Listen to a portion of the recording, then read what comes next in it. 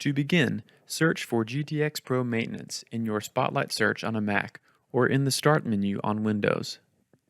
Start by confirming the GTXpro is connected to your PC or Mac by selecting it from the drop-down menu. Then select Platen Rolling Adjustment and click Next. The GTXpro Maintenance tool will give detailed instructions on performing the Platen Rolling Adjustment. Before checking the box, only proceed if the initial settings after head replacement and firing adjustment have already been completed. If not, hit the back button and begin those processes. If you have already completed those steps, proceed by checking the box and clicking Next.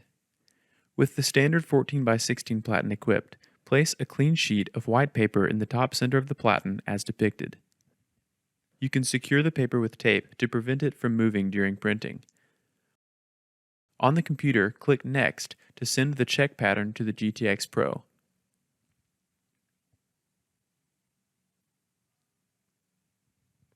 We'll go ahead and skip to the end of the printing process. When the print finishes, examine each row to identify the smoothest, cleanest looking pattern. In this instance, we've identified +4 in the forward row and 0 in the reverse row. Now input these numbers in the appropriate drop-down on your computer. Then click Next. Now place a fresh piece of paper on the Platen and reprint the pattern to confirm the adjustment.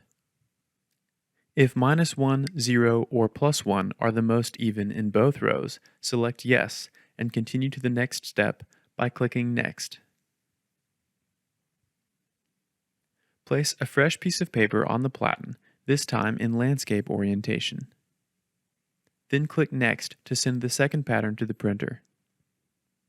Once the pattern loads, press the green button to print. We'll go ahead and skip to the end of the printing process.